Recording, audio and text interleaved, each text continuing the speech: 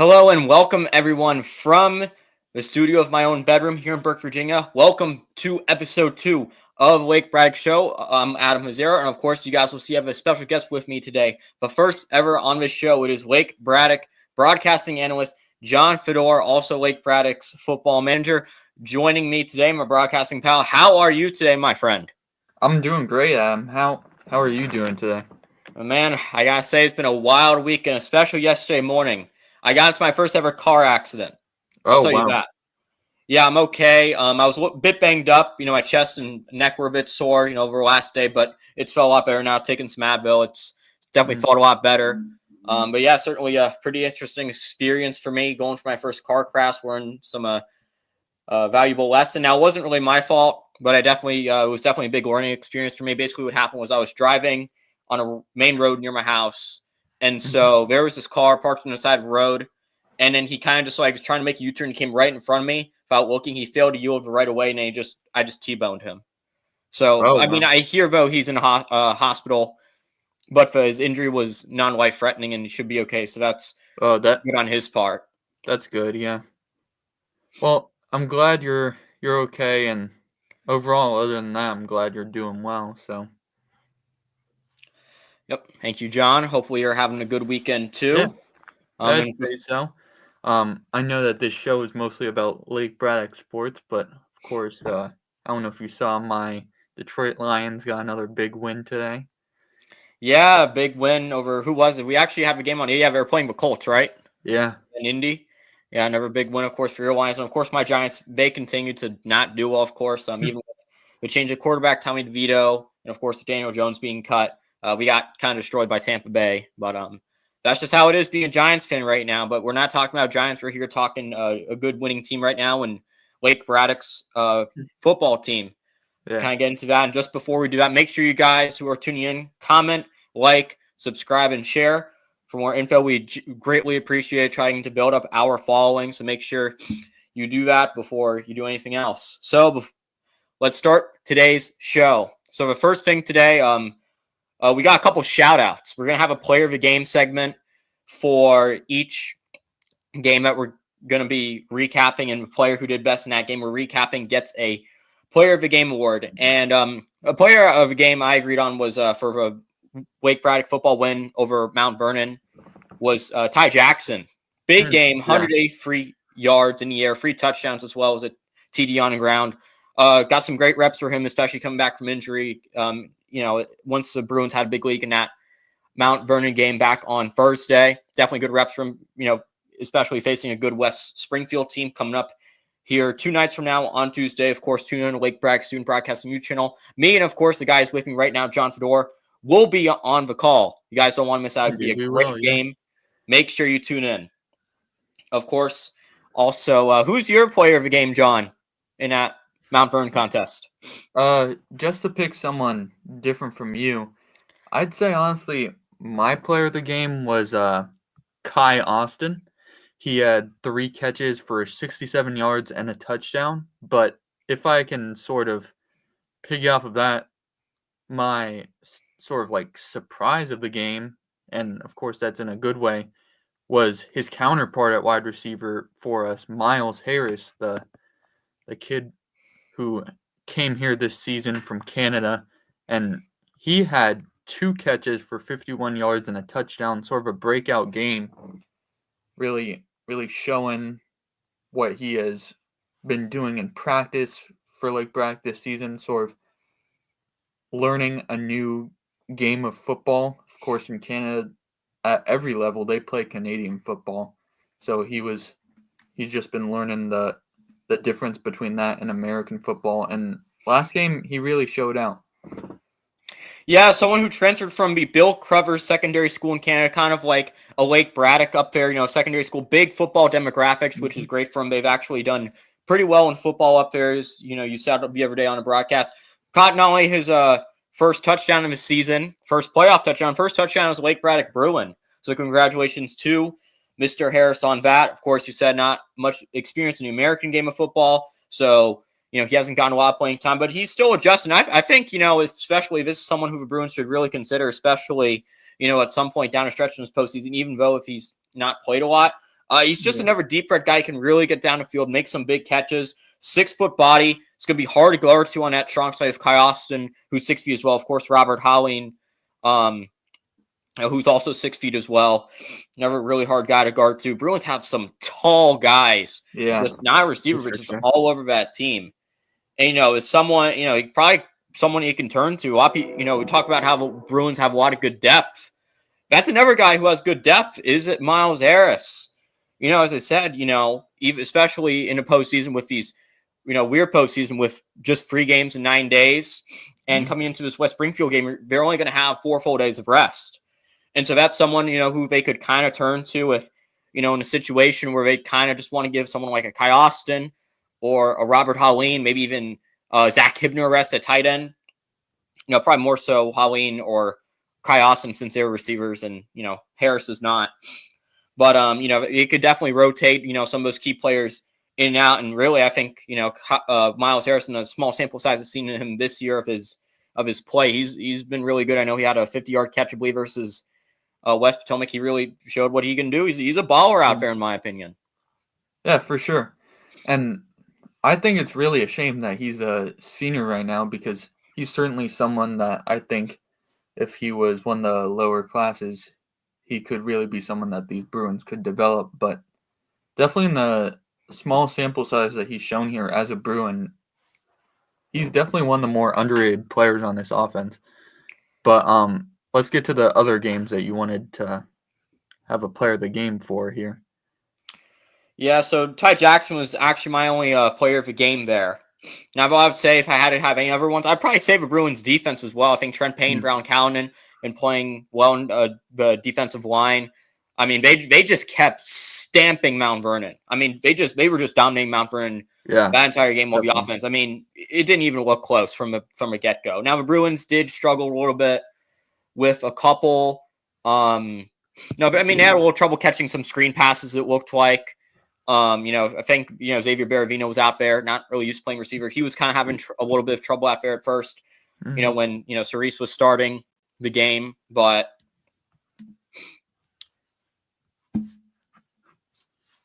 it seems like, they got it. Cerise, after Cerise had a really good touchdown run first quarter, they just never looked back after that. And, they just kept getting a bunch of sacks. We talk about, how much pressure at Bruins D1 has Trent Payne on the interior. Probably the best, one of the best interior linemen in Lake Braddock football history, if not the best. He's been one of the most dominant in state this year. And you have him and then Brown Callanan coming off the edge, who has, I know coming to the last game, he had 7 sacks in just the 3 games he's played this year. And those 3 sacks coming up, those 3 sacks have been coming up against some 3 really good teams, SoCo or South County Robinson. They haven't been good this year, but they certainly put up a really good fight against West Springfield or Lake Braddock, I beg your pardon, in that regular season finale. And then West Springfield, of course, as well, who we're facing on Tuesday for round 2 of the playoffs. Yeah. And I see Coach Lagunan in the chat. D-line, which struggled earlier in the season, now starting to show up. Yes. Of course, again, especially with Callan and a couple other guys, Southside Callan and Payne. Of course, you have, Jason Tran, South County transfer, Ryan Bake over as well. Josiah Bolmy, God mentioned what he's done as a freshman. And, he's been a big freshman prospect Bruins have had come up in quite a while. I don't know the last time that they really had another a freshman playing on varsity at the level he has this year. Yeah, I mean, talk about Bolmy. He could be the next Trent Payne for this defensive line. But just really something that has been a great sight has been the continued improvement of this Lake Braddock defense. And as Coach Laguna pointed out in the chat, especially this defensive line, because if you want to be shutting down teams like we did against Mount Vernon, you really have to be going in and pressuring the quarterback, making it hard for him to make good reads and get the ball out to his wide receivers. Yeah, and so, with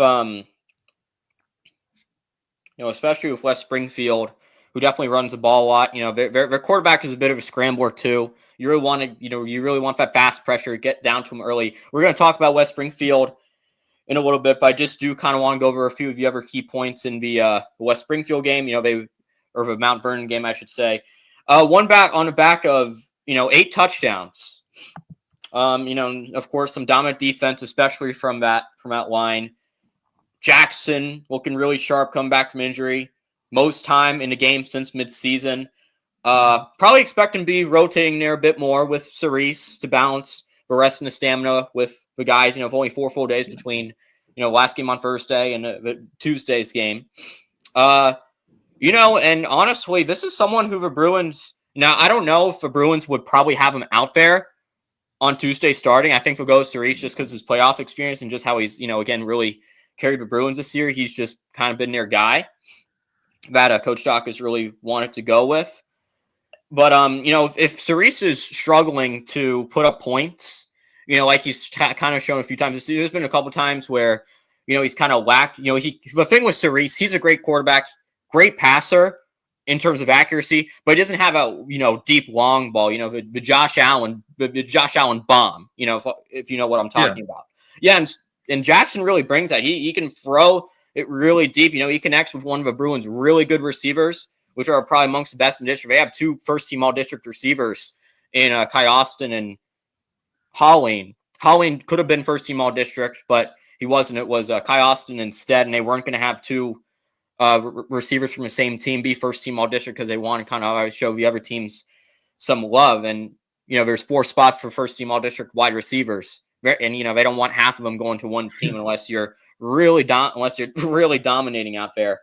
But, he's someone who could really utilize the Bruins, explosive receivers better, like I said. Not just Holleen and Austin, but definitely Miles Harris as well, as we mentioned earlier.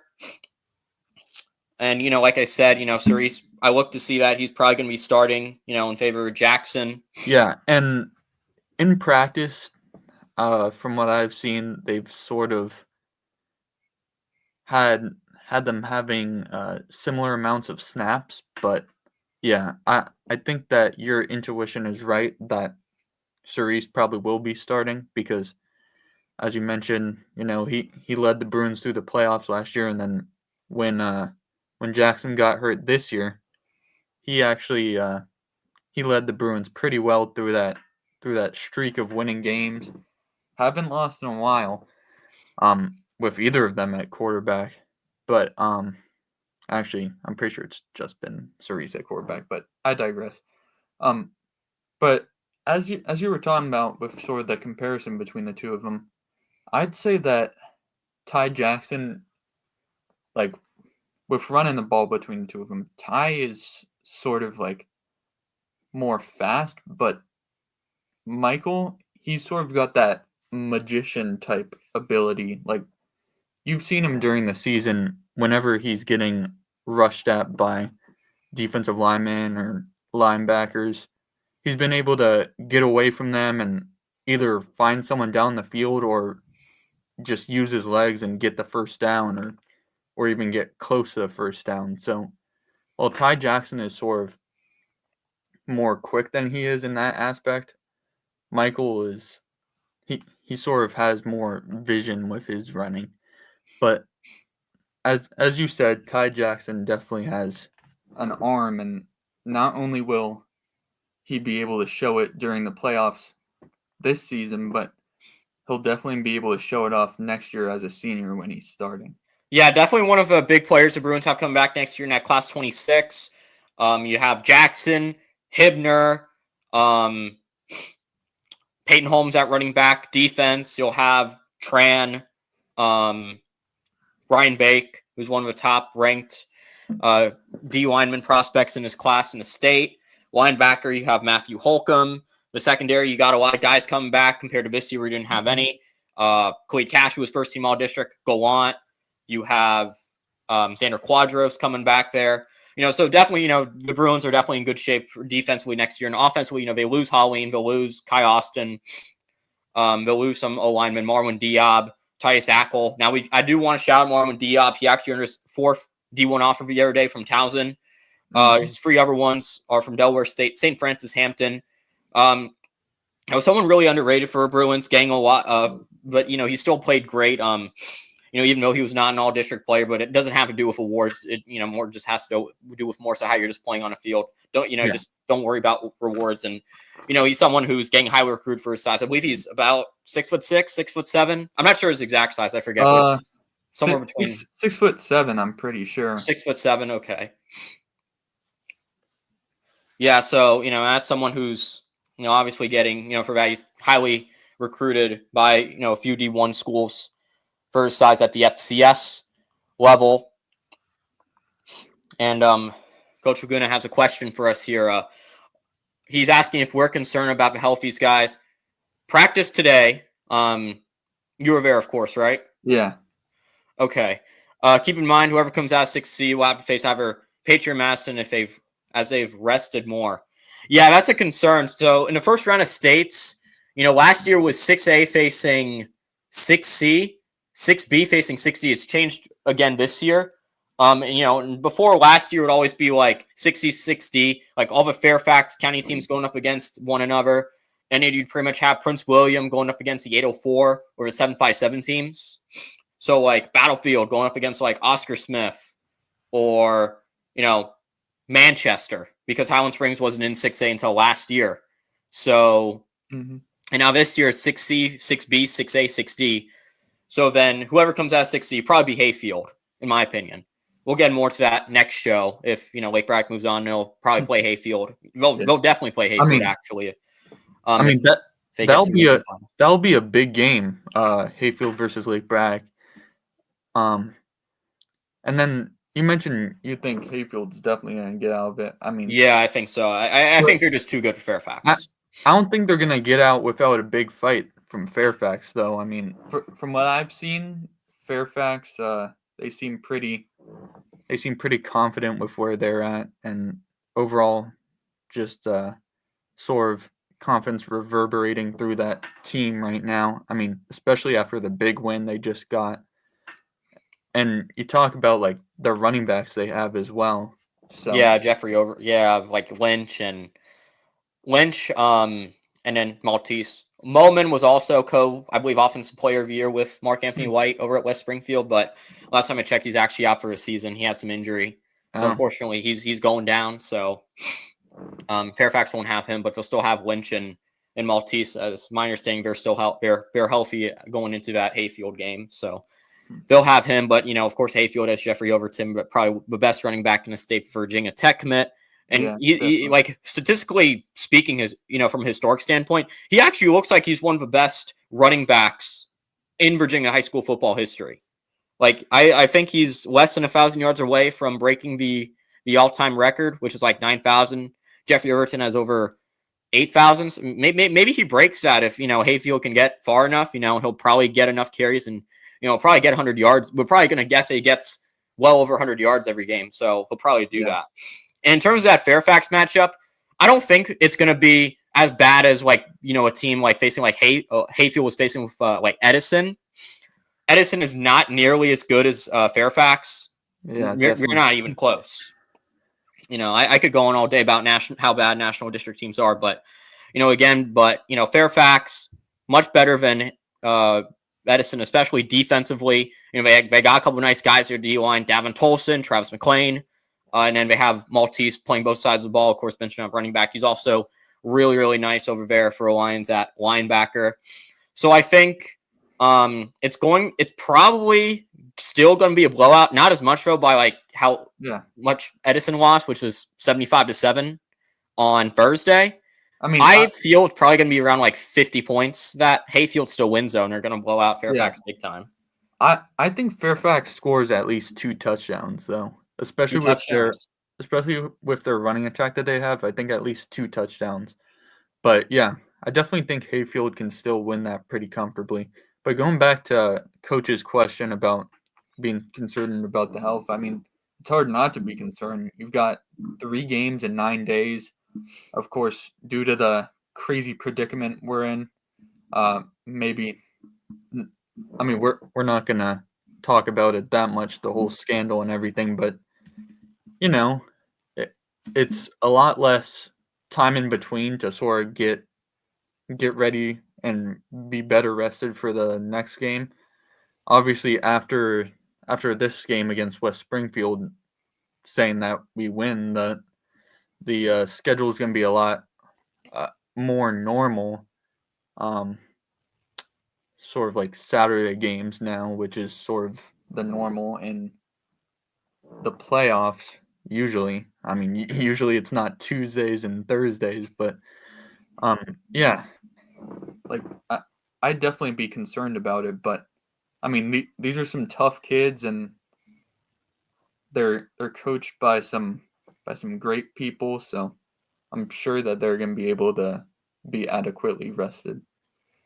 Yeah, and one thing the Bruins do have over all of these other teams, I mentioned this on episode 1 the other day, they have some really good depth, and this was actually an answer to a question Coach Laguna had for a mailbag. Unfortunately, I don't think we have any mailbag questions today, but I said that, are you concerned definitely with the health of the players with the 3 games in the 9 days and that possibility, depending on how they advance? Yeah, it definitely is a problem, especially going against 6C, 6D, or any of the other regions in Class 6, because they're going to be on a regular rest schedule for what it would normally be for a playoffs. But because of the whole Hayfield debacle, everything is kind of messed up now. So, but I think the one advantage the Bruins do have is depth. They have some really good depth. I mean, they had a few players you could kind of call depth that were like all district, and some who even weren't that were really good. I mean, Ty Jackson is great at quarterback, even though he wasn't all district. Peyton Holmes was second team all district at running back. He's really good. With JT Bordeaux, the runaway beer truck, as our guys all over at All Hitches say. He's really good. Just a couple names that you really can mention, of course, on D-line, got Josiah Bomey. There's Marcus Gilmore, linebacker. Besides Xavier Main, of course, you have, I believe, you have Podsednik, you have Holcomb, you have Cody Blaylock. And yeah, so those are some really good players that the Bruins have on that defensive side of the ball too. And, if they feel like, they want to rest one, of course, they could always rotate people in and out. They could go back, different matchups, and, they could kind of make it more specific to each matchup, and kind of each play, they could really get deep into that. And so maybe that's another factor that the Bruins consider, to try to preserve the health of some of these players, especially some of the players who have been banged up this year, like Kai Austin. Bordeaux has been banged up. Ty Jackson's been banged up, of course, for, he was not, he was injured with a bad ankle for several weeks. Maybe that's someone who Bruins try to rest, and they only preserve him for like a situation, like I said earlier, where they try to, like where Cerise is really struggling to put some points on the board for Bruins. Maybe they go to Ty Jackson to try to really go to the air and try to utilize their receivers to the best of their ability. And with Ty Jackson's arm, they can certainly do that. Yeah, for sure. Let's how about we talk about for a sec about the previous West Springfield game that they had against South County. South County, of course, being a pretty big rival of our Bruins here. Yeah. But, let's mention, as you said, the co-offensive player of the year, Mark Anthony White. He had 25 carries for 245 yards and 4 touchdowns. Yeah, I mean, just a sensational game. I mean, he was someone who kind of started off slow. I think he might have been a bit injured. I think Carl Frederick said that on the All Hitches live stream the other day, that he was injured. It kind of seemed like it. I know he wasn't getting as many carries as he's used to, but I mean, he's been a monster like ever since midseason. And because he wasn't really at his full form, he was banged up. West Springfield offensively was not winning a lot of games. And that's also, not only that, having Mark Anthony White, that was not good for him. Also, they had a lot of inconsistency from their pocket passer, Brian Walrath. And, they replaced him he was benched in favor of Scott Lewis, who is sort of more of a scrambler and, to kind of fit more of an offense that this year is more run heavy than last year, where it was more, you could pass out of a pocket and you had some receiving options to utilize. But I mean, they had Devontae Rudolph last year, who was a first team all region receiver. And then you had, now this year they have some other like solid receiver options, Sam Heredia. And of course, Kai Austin's brother, Javon Austin, who's a sophomore, they have him, but I mean, they don't have like a top of the line, like Devontae Rudolph guy who's that caliber of like, who could be first team all region for him this year. And so, the thing with Scott Lewis is that scrambler, he definitely can help Mark Anthony White. He can open up some holes, for a quarterback run, and, for Mark Anthony White to really, really get open and do his thing. And we know he's just as good as any running back out there in this area. He's one of the best running backs. I mean, he's an All-American track, which, obviously he's going to have Sonic-like speed. So, he's going to be really dangerous. The Bruins are really going to have to stop the run. They struggle with that, a bit this year, of course, that defensive line. Even with Trent Payne leading them, the younger guys still struggled. It just can't be Trent Payne. And also, at the time, they didn't have Brown Callanan. Brown Callanan was still getting ready for a season as we were speaking about that time. And if we were still in that time, he would not be available for him. So, again, but the younger guys stepped up. We mentioned Tran, mentioned Bake. They've stepped up too. Bolmey's up there. Gilmore's up there. So, I think, especially, when they really struggled versus Madison and Westfield in stopping the run, with Dominic Nicely at Madison, who's one of the best runners in the state. And then Westfield, they had, Kenny Duda, who's a first-team all-region caliber running back. They struggled, of course, talk about, the young guys in the defense as well. They need to get experience. But again, they've gone through a full season now, so you can't say, in playoffs, you can't have any excuse. You can't say, oh, well, we faced these good. Oh, the running back's too good. You got to beat someone who's too good. You can't have any excuses this time around. You got to stop. You got to put a stamp on Mark Anthony White. Because if you don't, you can surely bet Bruins are not going to have a good time with that game on Tuesday.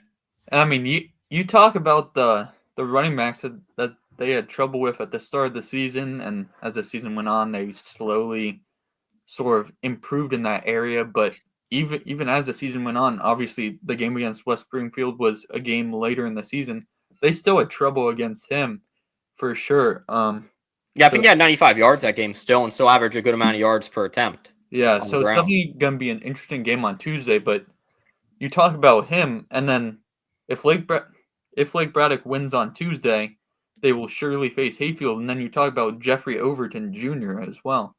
So you're talking about potentially two top-tier running backs in the region that they would be facing in these next two games. Yeah, I would probably say that Overton is one, of course, and then two is probably Mark Anthony White. Now, there's an argument up there where you could say I'm in moment over at Fairfax, who's injured for the rest of the season, is up there too. You could say D'Angelo Duarte, also at Alexander City, very underrated player for him. He had a big breakout season. Yeah. I think he has more yards on the ground than Mark Anthony White does. I think he has maybe about 1,300. Mark Anthony White right now has about 1,200. Now he's going to he could break that, with West Springfield beats Braddock and May faces Hayfield. And I don't know how we do against Hayfield. I think he'll have a better time, against Hayfield, and some other teams, since, West Springfield is better than any of the national conference teams that are really bad and that Hayfield would face, in their district, which is, of course, the national district. So, I mean, yeah, it's going to be, certainly he's up there, probably the best behind J.O. Jr. Yeah, and that's definitely something that they've got to watch out for. Got to have all the linebackers making sure that they're in the right run fits, in the right gaps, making sure that they're fully wrapping up and tackling Mark Anthony White on Tuesday. Mm-hmm. Yeah, probably play a lot more coverage because he can kind of get out there, even from a backfield. You could just hand it off to him. You can get open there in just a jiffy. Boom, snap of a finger. He's out there. Bruins are really going to have to cover him well, and you can't just be sending all your guys up to the line. You're going to have to have, you're going to have your linebackers playing coverage to stop him. And he can also be danger on the receiving game as well. He's done well as a wide receiver this year. For West Springfield team has also used a lot of their running backs as receivers too. Not only mentioned Mark Anthony White, you also mentioned Brady Davies, the unanimous first team all-district linebacker. and the second team all-district wide receiver. He's actually kind of a good tail. He's a good all-purpose guy for him. Was all-district running back last year, but he's a good runner, good receiver. Of course, a monster at linebacker. He's also someone that the Bruins could change up with, or rather the Spartans at running back as well. You certainly want to watch out for him. We certainly got some good carries. I know we saw the Spartans last year actually run him a ton out of a Wildcat. Now, I don't know if you would see that.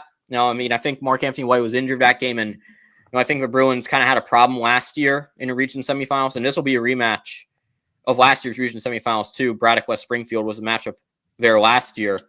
You had them running a lot out of that formation. Yeah. And so, now with Mark Anthony White back, he was injured for that game last year, and that obviously was a big toll in why West Springfield didn't win, in my opinion. But this year, this is a better, West Springfield team than what they faced last year, and definitely one that, at least offensively, that will give them a threat to face. Yeah. And talking about before the game against South County, those West Springfield guys, they were really motivated and really wanted to win that game, and obviously that comes up in the box score. But I don't know if you've seen this on social media, but the speech that the West Springfield coach gave to his boys, it really was something in it, and it really energized them to really put that beat down on the Stallions on Thursday. So definitely they're going to be coming in. They're going to be coming into the hill, and they're going to be wanting to move on to the region finals for sure. Yeah, what exactly did he say in that speech? I actually didn't see that. Do you remember? He said that. He said, quote, this is our district, this is our region. I don't know if you could say our region. Hayfield's up there. You can't be. You have to. Yeah, this is gonna be a tough task. No one's beating Hayfield. I'll say that. No one. Yeah, I mean, it's gonna be hard. But it's still a nice way to motivate your guys. Certainly, especially saying we can beat Hayfield.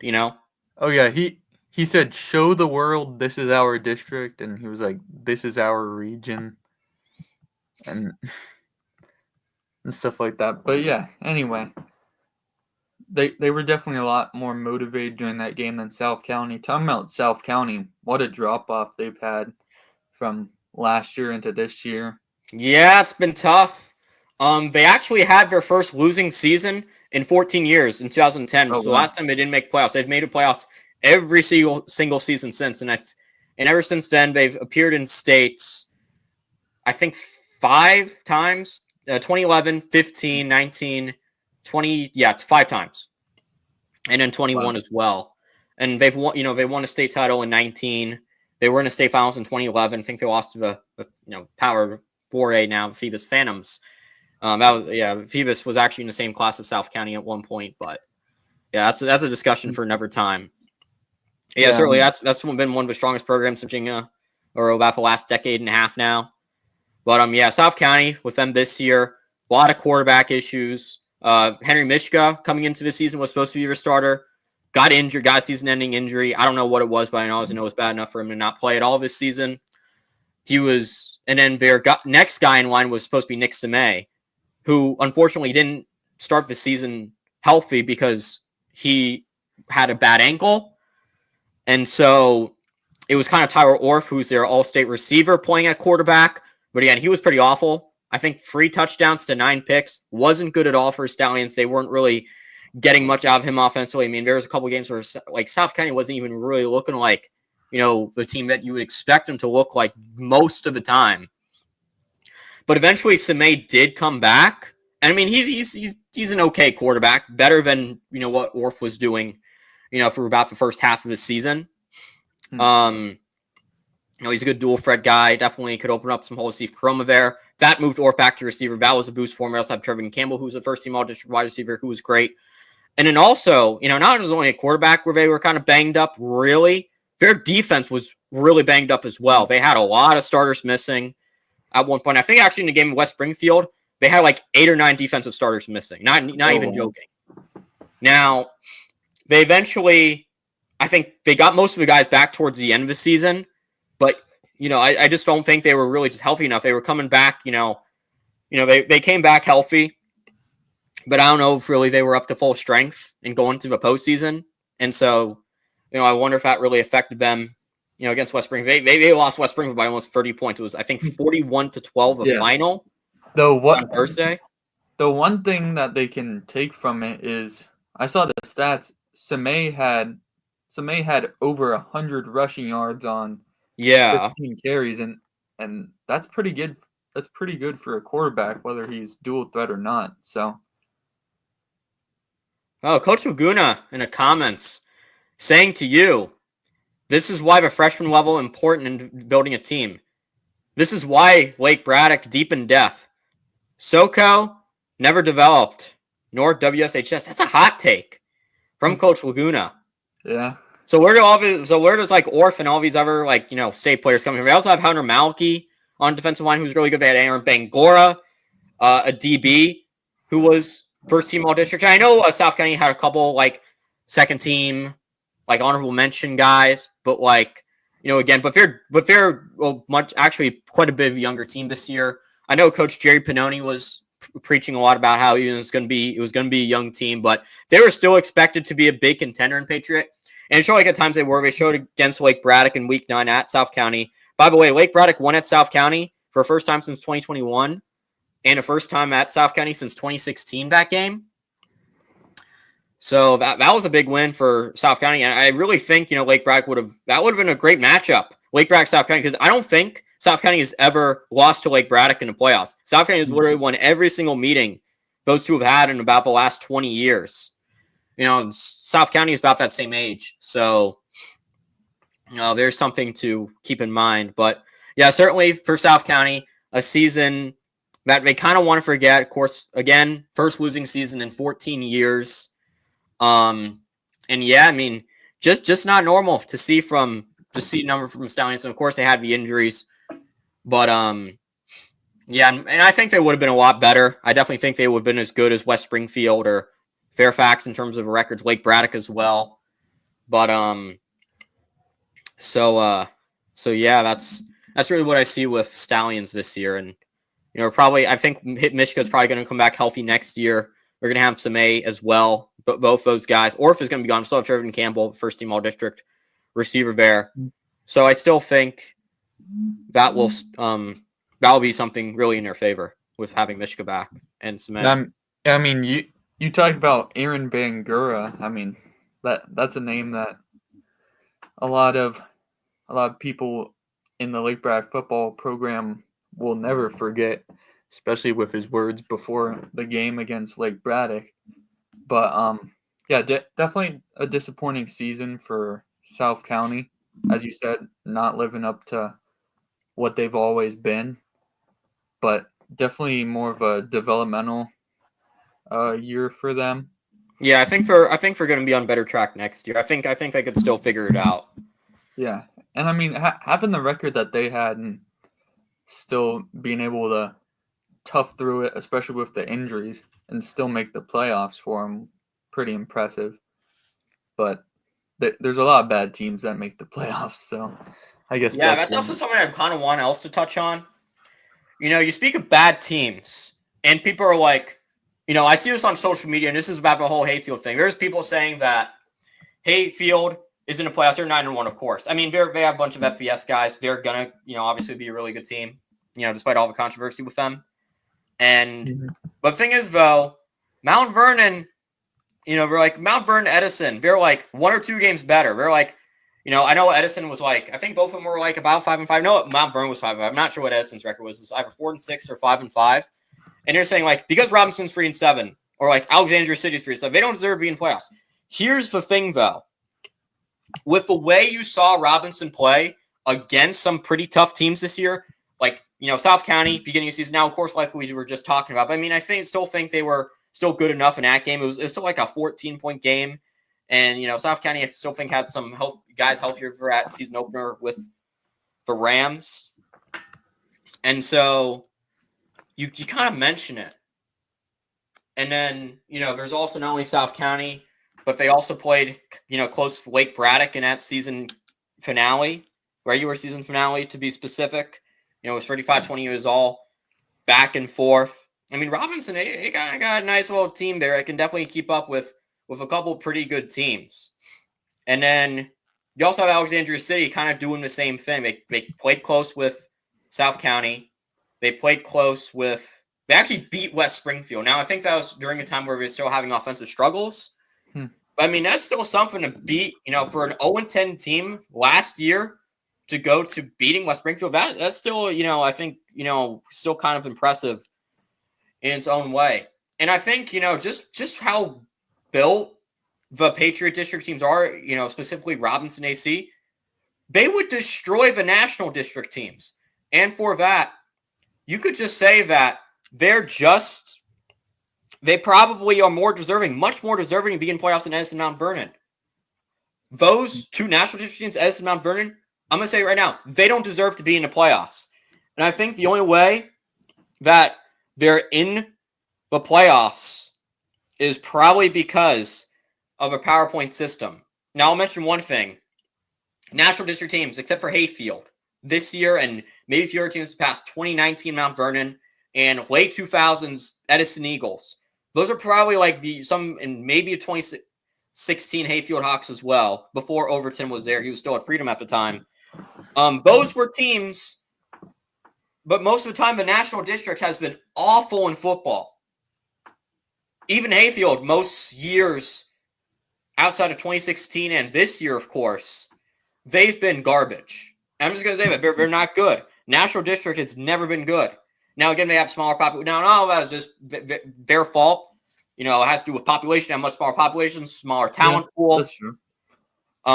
They have, they're just always just getting destroyed. I think, the only reason they got it was probably the PowerPoint system. And, everyone talks about how flawed the VHSL PowerPoint system is. If you're letting teams in like that, I don't know if you're doing something right.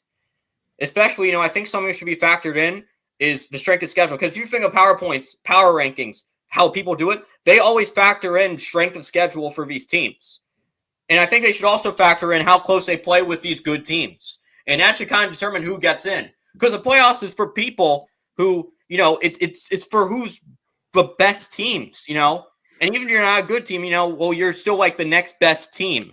And I feel like Robinson and Alexandria City are the next best teams after, maybe some, like some of the other stronger Patriot District teams than them in West Potomac and, probably like South County, like kind of who are like the 4 or 5 seeds. And,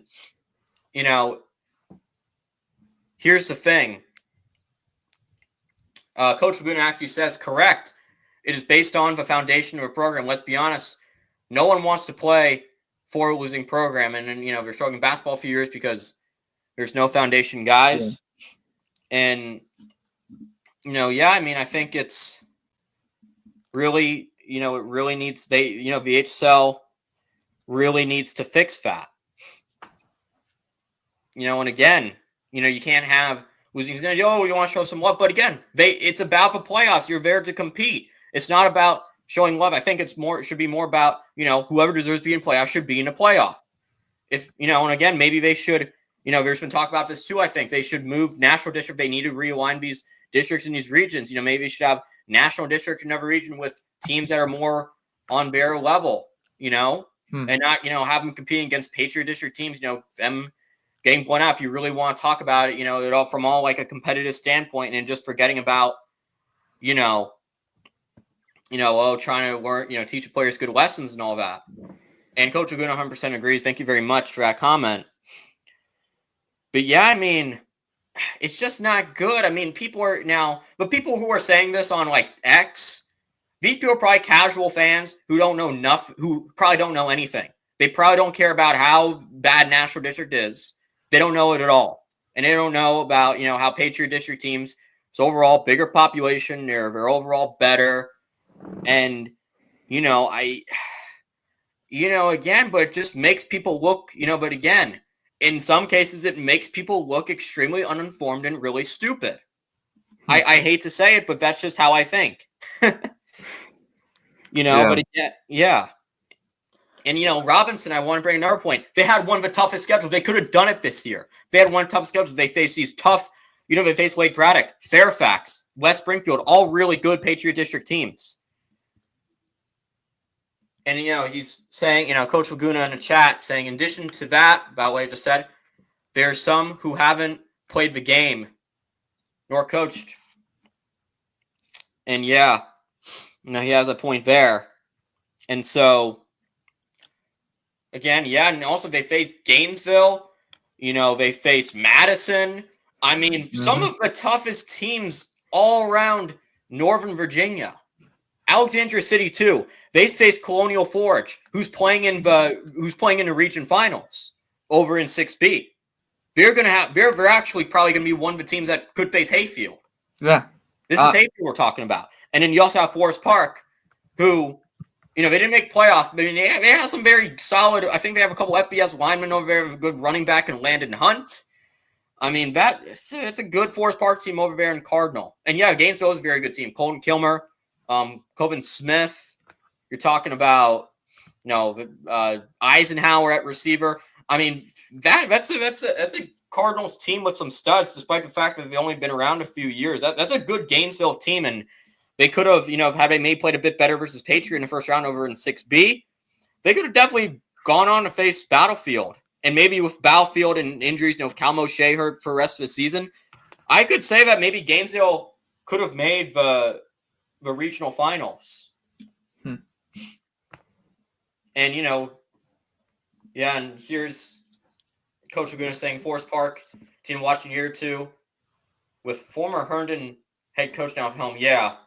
Now, is that the same Herndon head coach who turned him around? Because I know I think Coach Hansen, I think is his name, Coach Mark Hansen, if I'm not mistaken. He just retired the other day from Herndon. So, okay, yeah. They have a good Herndon head coach over there. I kind of like Forest Park over there in the Cardinal District. I think definitely one of the better teams. They were just on the edge of making playoffs, but then there's like 20 teams over in 6B. You got the new head coach at Herndon. Okay, that's gonna be good because I know Forest Park I think had a head coach who stepped down. Yeah, I think I remember hearing that on All Hitches. So that's gonna be good too. So. Yeah, Herndon's got a good guy there now leading them. And just real quick, shout out to the Colonial Forge football team. My cousins go there, so what was nice to see them beat both Stafford and North Stafford in the playoffs this year. So good for them. I don't believe they went this far last year, did they? Colonial Forge? Yeah. Yeah, I mean, there's been some really good years in the past where they've made the state tournament. They've won some regional titles, but I think they were out in like the first or second round of 6B last year in a regional tournament. You could correct me if I'm wrong if you want to look that up on Max Preps, but I believe, I know that they were in the playoffs last year. And I mean, that's a Colonial Forge team that, a lot of years people never sleep on. You never want to sleep on, I should say. Yeah. Yeah, they lost Freedom in the second round last year. Okay, pretty much Hayfield. So they lost to Hayfield. So because they have all their, all the Freedom Woodbridge players are at Hayfield now. So you have that. Yeah, but they beat Gainesville in the first round last year. Colonial Forge did so. Yeah, that's still a good game. That's actually still a pretty good Gainesville team last year as well. Kilmer was a beast as a junior quarterback. But anyway, should we get to the game on Tuesday here? Yeah, we can continue talking about that. So, I think one thing I do want to mention is that one thing the Bruins should do is that they should really focus on trying to wear down the Spartans in terms of stamina. Like, try to really wear them down. And I think really that's where being more conservative and maybe going with more like ball control, like kind of doing some, maybe like doing some, keeping on the ground more, small screen passes, and trying to do all that. Trying to get some small but useful gains. Because here's the thing about West Springfield: they have a lot of guys going both sides of the ball. So that means they're in there more plays than everybody else. They're going to not only be offensively, but defensively too. And Lake Bragg, the thing with Lake Bragg, they don't play a lot of people offensively and defensively, most games unless someone goes down. We kind of saw that this year when Kai Austin was hurt. We saw Cleet Cash, Kim go on, get more catches because, Austin was hurt and they kind of needed more guys, receiver in their absence. They could have gone Miles Harris, but again, he was, not used to the American game. So of football, so they didn't really trust him there. And so when you got both guys running the ball, they're going to tire out more easily. That's the thing. Despite how good they might be, they're always going to tire out a lot. And especially again, we mentioned only 4 full days of rest coming in. That's going to be a big factor that Lake Braddock is going to have in their favor. Those West Springfield players, didn't show, in the South County game because again, in the South County game they had like 13 days of rest coming in. Everyone did.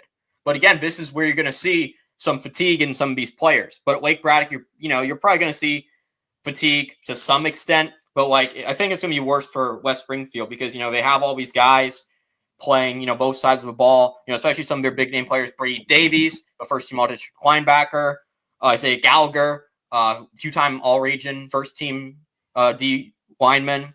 He plays both sides of the ball too at offensive line. He earned first team all-district on both sides, in O-line and D-line this year. They have Sam Heredia, first team all-district defensive all-purpose player.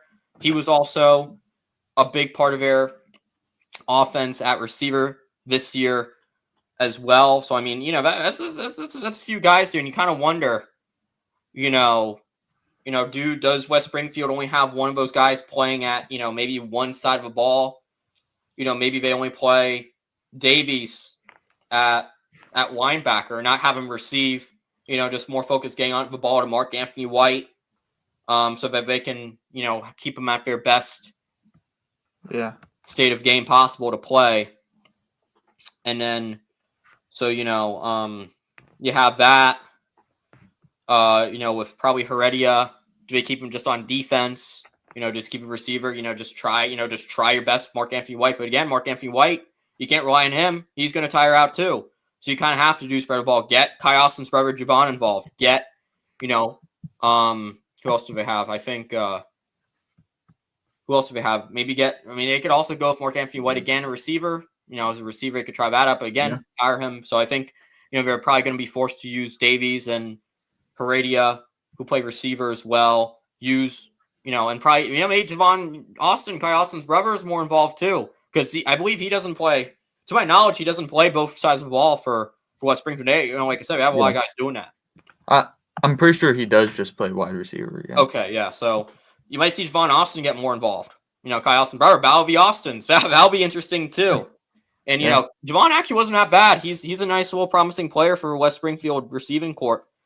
He was second team all district this year when I was checking today. So, yeah, that's someone who definitely West Springfield has coming into making. But, yeah, I think, in terms of what I just said, Lake Braddock has a big advantage. Yeah, and it'll be interesting to see sort of the difference between the fatigue with the two teams. Both of them before Thursday's game, of course, had the same amount of rest. Before Thursday's games, and then before Tuesday's game here, they also had the same amount of rest. I mean, a pretty big source told me that at least on Saturday, West Springfield was going through mainly helmet practices, without really anything else in terms of uniform, that like a helmet only practice. I don't know if they did that today, but maybe they're sort of trying to do that to battle with the fatigue. Maybe try and, like, for most of the season, them like a lot of other teams have been doing pretty pretty hard practices and pretty hard practicing. So maybe since now it's the playoffs and they're sort of more used to it, sort of trying to limit and reduce injuries and fatigue. Yeah, and a helmet practice really helps out with that. Yeah, I mean, with helmet only practices, it's sort of like mainly a walkthrough type of practice, like not a lot of hitting because they don't have pads on, but a lot more attention to technique and stuff like that, since you're not going to be doing a lot of hitting during Okay, it. so like route running, some stuff like that. Yeah, Just like I'd say so. practicing stuff. But Probably more nuanced stuff. I'm guessing. Yeah. but when I've been at the Lake Braddock practices, we haven't been doing anything like that. We've just been straight on doing our regular thing, full on pads, helmet, everything on. Yeah, I mean, probably every team's going to do that. No full on pads. Kai Austin has already said I was interviewing him for every other day for a Morning Brew podcast review. If you guys want to go check that out, so go check it out on the Bruin Television YouTube channel. Coach Laguna saying, but WBHS, that's actually West Springfield. That's a typo. They don't have the depth that LBSS has, so they can afford to get hurt. Yeah, so I mean, that's also another thing for West Springfield, and you kind of go back to one of his previous comments where he said, they don't really develop a lot of depth. Now again, I guess you could say, oh well, they have Walraff, they have Scott Lewis, but Walraff has not been good this year. He's not a fit for that system this year, so just count him out. And I don't even know why he was honorable mention all district. Honestly, he threw 6 touchdowns. He was honorable mention for all district. No, I'm not kidding. I mean, 6 touchdowns to 7 picks. You get all district. I guess it's only because he got over 1,000 yards in the game. Yeah, but again, like, well, then in that case, why is Sam Howell on the Seahawks now? Why is Jaden Daniels now the starting quarterback for Washington Commander football? Why is that the case? He threw because there was points last year where Sam Howell was one of the top leaders in passing yards in the NFL, and then.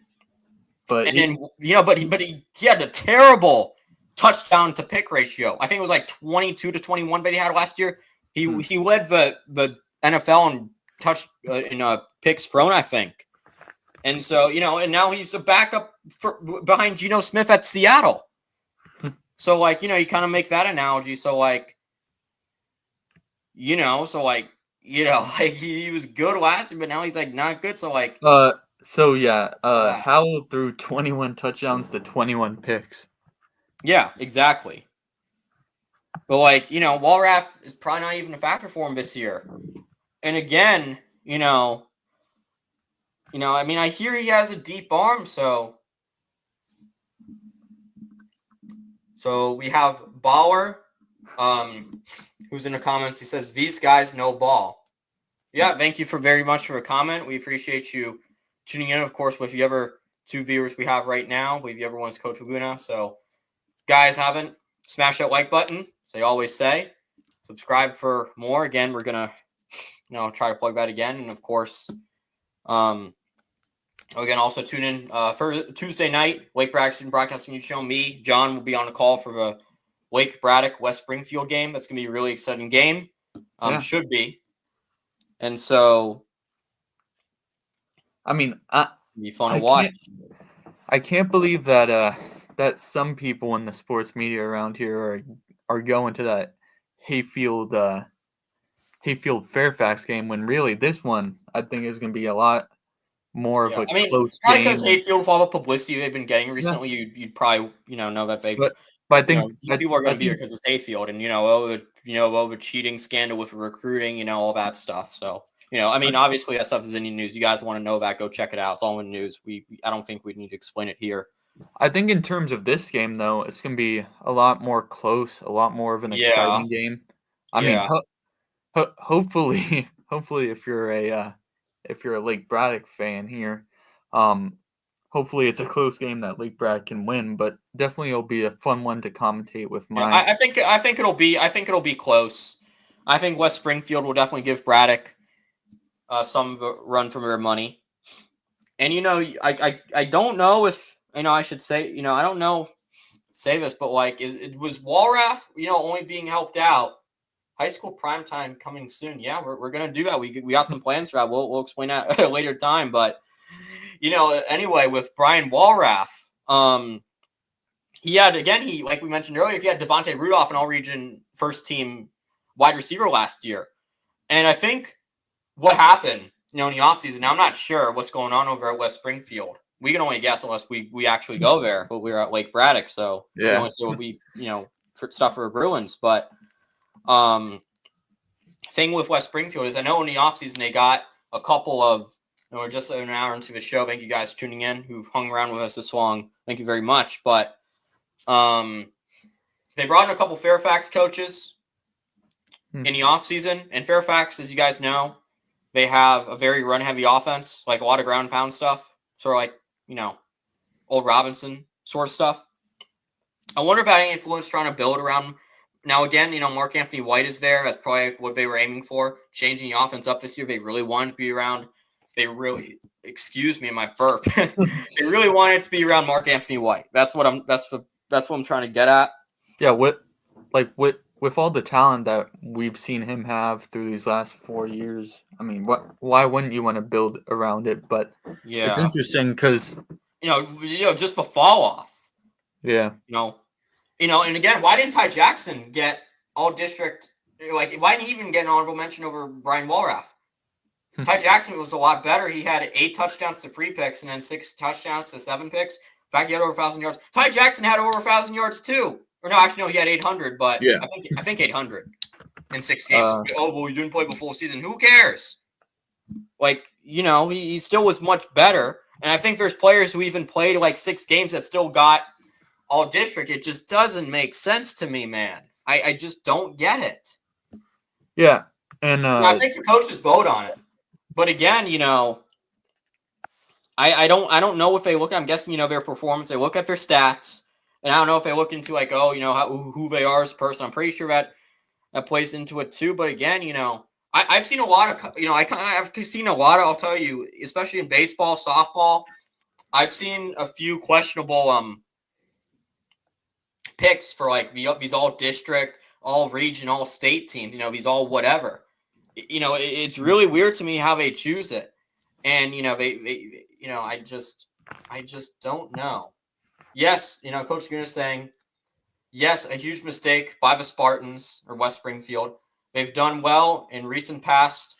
So why change the offense? I mean, that's just, they probably changed the offense because, again, it's the Fairfax. They brought back the Fairfax coaches, and they probably changed it up. And, that screwed up Walraff maybe.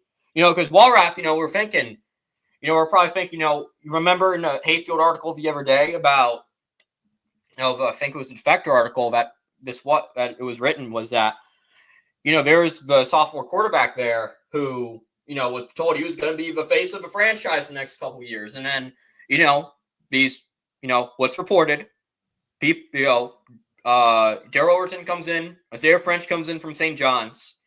And then he, quote unquote, from the reports, he's like, he's going to take away his job. And pretty much, it looks like, that's saying that's what happened. And the kid over there, who was a sophomore last year and who told he was going to be the face of a franchise, didn't even try out. Same thing for Walraff, Now, I don't know if this is disrespectful or anything, but or that's is Mike Cano disrespect? I don't know how Walraff takes it. But, they... to Coach Laguna's point, if they're going to, change up the offense, Brian Walraff, second team all district. He's one of the highest ranked quarterbacks in the class 2026 off Prep Red Zone. Like Carl Frederick ranked him, I think, at one point as the number 1 quarterback in the class 2026 in the state over Ty Jackson. Now I don't know where he's ranked, but over Ty Jackson, over guys like Cal Moshe at Battlefield, Ryan Carlson at Westfield, George Hall at Colgan, Chase Sullivan over at North Stafford, all who have been really good. Those are all of our junior quarterbacks, like Walraff over there, West Springfield this year. So why change up the offense? So why try to make it more run heavy? I mean, that's probably why they were bad in the first half. I mean, credit to them, they did it, but is that the way you really want to disrespect Walraff if that's true? I'm not saying it is, but No, yeah, that's like saying Goff, not throw for Detroit. I mean, Johnny, you can relate to that. Yeah. Again, you have David Montgomery, you have Jahmyr Gibbs, two really good running backs. I think both guys probably be Pro Bowl, but like, like why wouldn't you throw to Amon-Ra St. Brown? Why didn't you utilize him? Why wouldn't you throw to Sam Laporta, who you made a comparison to with Zach Hibner? Zach Hibner, who can really use his speed. He's really the model you would see from a tight end these days. You want a tight end with more speed and you can really get open more. Yeah, exactly. And so now you're kind of just saying, we hear about like why wouldn't you, like maybe if West Springfield utilized, maybe Sam Heredia more, maybe if they utilized, Kai Austin's brother Javon more, if they utilized, there's another guy missing, Austin, Heredia, maybe just those two, maybe you would see more offensive production if you used them. And, do you really have to, being a pocket passer, but you still have Mark Anthony White. It worked last year. He was, they had a pocket. He was a pocket passer. Mark Anthony White still was regional offensive player of the year. He still had over, I think, 1,300 yards on the ground. He was amazing. So I've got the 2026 Virginia QB rankings up, and Walraff is first, Landon Abernathy is second, Callum O'Shea is third, and then Tyrone Jackson is fourth. What school does Abernathy go to? That's a name. Abernathy goes to Manchester, and then O'Shea goes to Battlefield. Yeah, okay. So O'Shea's up there, but like Walraff ranked over O'Shea and Ty Jackson and Abernathy. Now, Manchester is a very good football program. They were in the region finals last year. Can't be one-dimensional in this region. Was that in reference to Coach Laguna being one-dimensional? Can you please elaborate on that?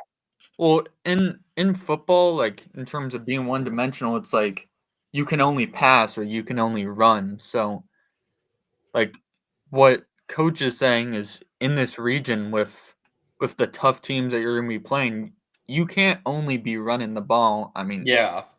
With Mark Anthony White, he's really good, but yeah, I feel like Alexandria City, D'Angelo Duarte, he's really good, but again, they don't really, they don't have a heavy passing game there. Their quarterback has like 100 pass yards on the season, and then Duarte, Alpha Gillo is his name. Yeah, and then Duarte has like over 1,000 yards, but yeah, I think 1,300 or 1,300, about the same amount Mark Anthony White had in his full season last year. Like you can see why AC isn't winning a ton of games. Like they're only running the football, and running the football is more time wasting than passing is. Like passing is quick.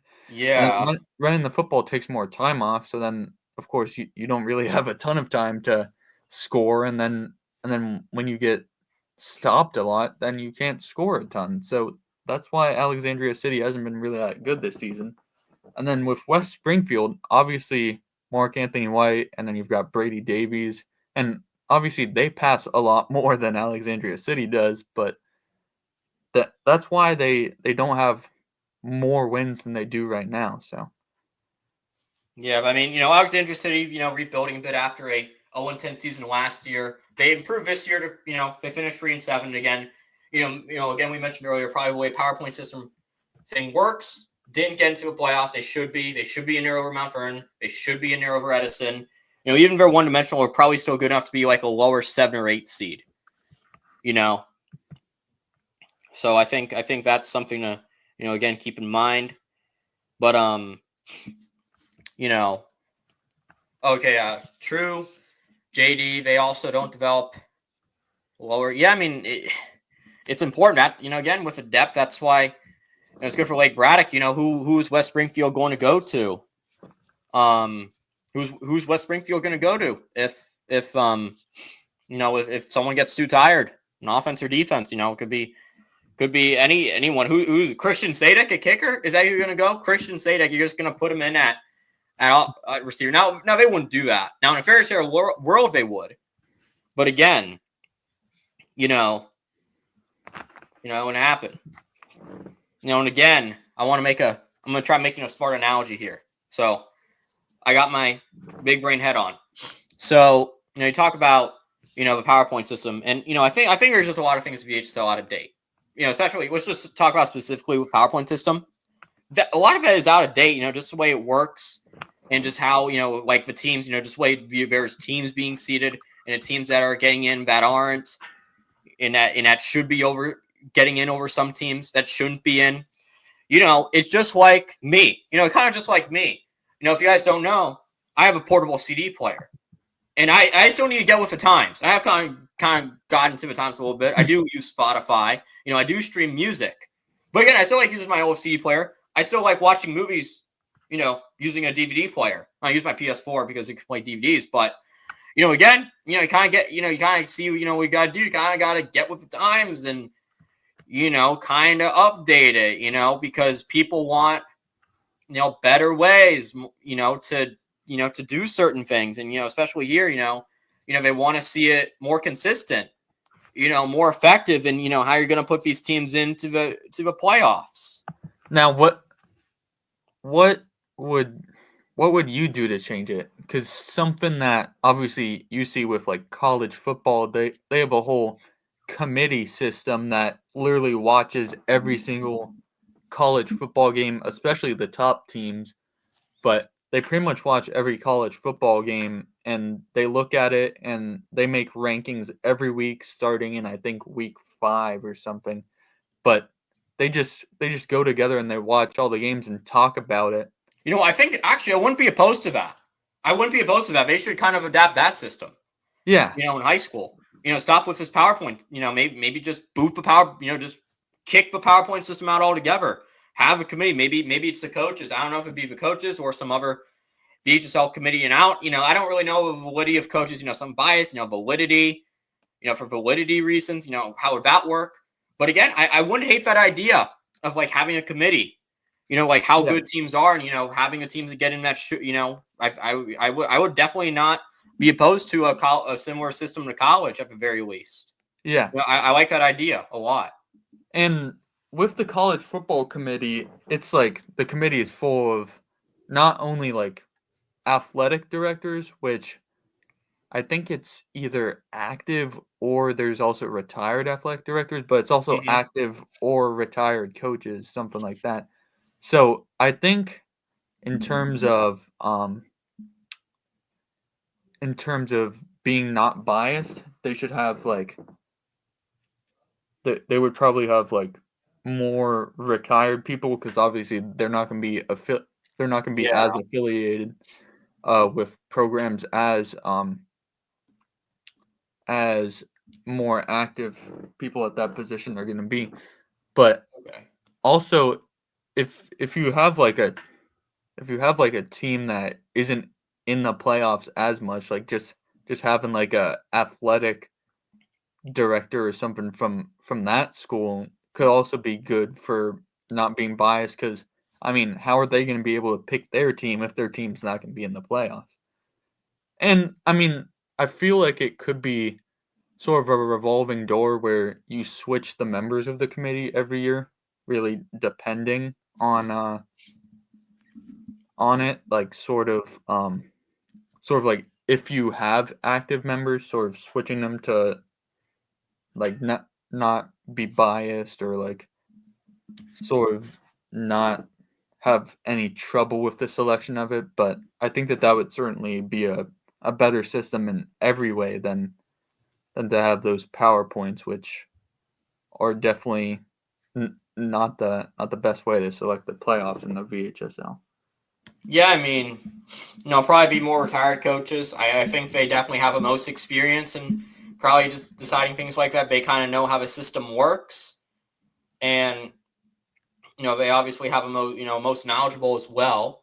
So again, with how much experience they have, and again with that knowledge, it probably should be made comprised of more veteran coaches. Maybe now Coach Hanson's actually, I believe, the head coach at Yorktown who just retired, because it's Coach Bachman over at Herndon, who's now at the helm at Forest Park. So that's news alert, Coach. News alert. What we got? What you got, Coach? Laguna. Breaking news. Dun dun dun.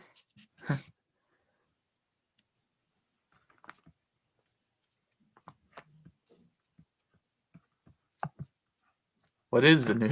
Or is that just in reference to Coach Hansen retiring? I don't know. But who Well, knows? Maybe another player committed. Anyway, so I do like so it was Chris, I believe Coach Hansen over at Yorktown. Maybe that's someone on the committee. I think he's been he's at Yorktown, I believe, for 30 years. He's one of the only few coaches in the area to have 300 plus wins. Now, I don't really think he won any state titles, and I don't even know if he was in states once, but I know Yorktown under his helm. Stand by. oh, Yorktown had a few regional title game appearances, but they didn't go to states once, I don't think, in his span. But still, very, very good coach, very well respected over in Arlington. So yeah, I think he would be great. Someone like Coach Hansen and someone who has as much experience as he does would be great over there for a potential committee to choose kind of who makes the playoffs in the regions. Yeah, for sure.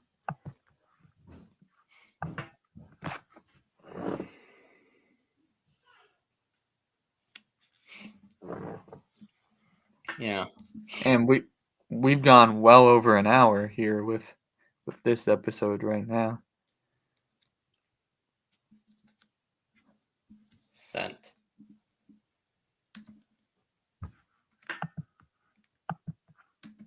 Wait, hold on. We got something.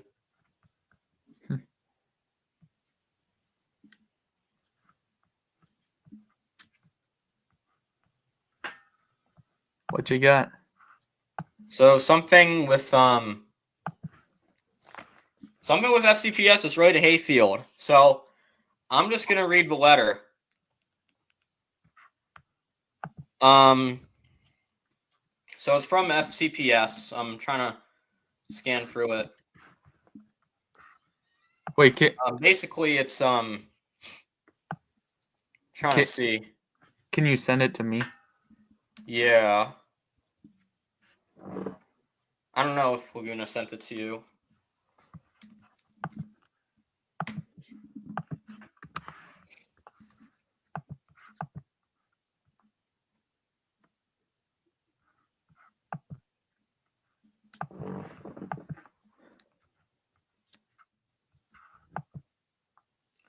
Basically, it's just explaining how Dr. Reed is, they're gonna change the landscape about the Hayfield controversy. Oh, they are? Yeah, something along those lines. How are they gonna do it? I actually don't think I can send photos. It's giving me some weird thing on X, but yeah. Oh yeah, because it only let you send a little camera emoji thing. Yeah. It's all right, Coach. That's fine. Yeah, but Dr. Reed just sent a letter. Yeah, basically, all Reed is saying is that we're gonna, kind of make changes to how they're gonna prevent situations from the one at Hayfield from occurring again. I mean, it's nothing like Hayfield's banned from postseason again or anything like that. No, nothing that extreme.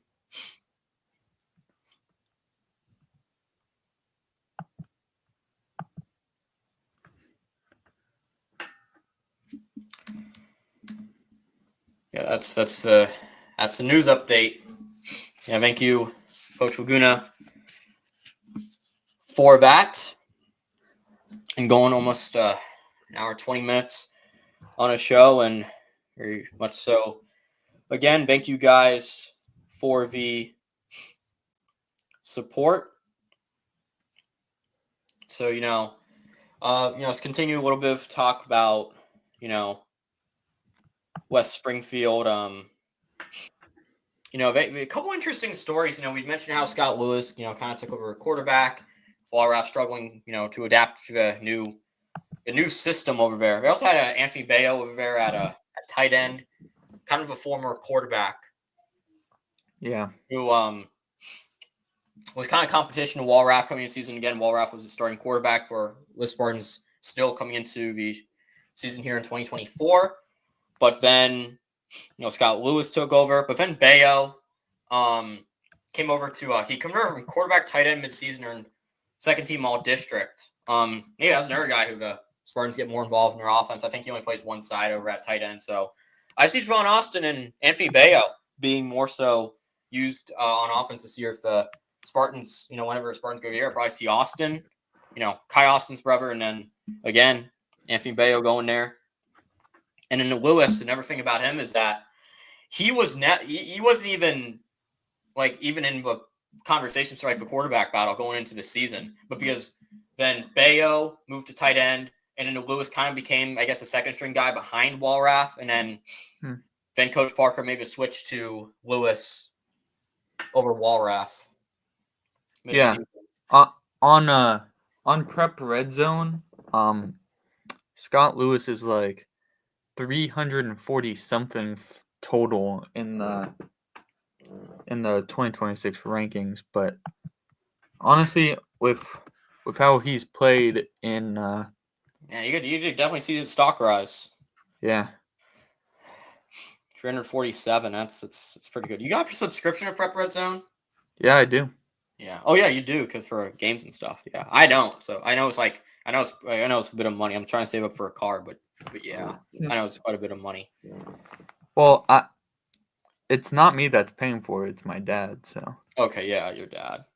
Yeah, I mean it's a good source, though. I try my best to research without it. I mean I could still go on players' profiles and X and see some of their they repost stuff that appear like reports about them appear on Prep Red Zone and do that.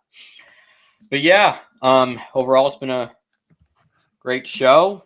And we've previewed a West Springfield game. We kind of recapped what was going on with Mount Vernon. And so, we'll see, what happens on Tuesday. I'm going to go ahead and check the email for the mailbag and see if we have anyone who tagged us, maybe tweeted at us. Only 2 days of school this week, so. Yeah, Monday, Tuesday. I don't think I'm going tomorrow because, again, I mentioned that car crash. I don't think I'm going to have a car to drive to school, so I might just stay home. Are you going? Yeah. I can walk to school, so that's sort of why I attend school pretty much every day. Yeah, I mean, I've been to your house. You live kind of close to the school, so. Yeah, definitely. Oh, Coach says, see you Tuesday. How's that gonna work, guys? I mean, I might be able to go to school Tuesday because car. Trying to see mailbag. I mean, yeah. I mean, of course, we'll be in a booth Tuesday night. He says, how are you guys doing the podcast on Tuesday? We meant the game. We're gonna be calling the podcast game together on Tuesday. Yeah, so you have the game. Podcast will probably be Wednesday to kind of review the Mount Vernon. I know it's like every Tuesday, but we're probably going to move back to Wednesday for this special instance for this game. Just, to recap, we're going to do it a day after. Just because, I think it would just be really hard to get it in with a broadcast on Tuesday and then we do this podcast. No question. Email for a mailbag. But yeah. I think we're just about to end the stream here. But yeah, we want to thank everyone for coming on. Of course, thank you so much to my broadcasting buddy John Fedor for coming on to the broadcast tonight. We'll see you guys Tuesday again. Please like and subscribe on YouTube for those of you guys who have tuned in tonight. And yeah, we will see you guys next time. Thanks you for guys having so me much for on. tuning in today. Episode 3. Yep. All right. Have a good day, everybody. Yep. All right.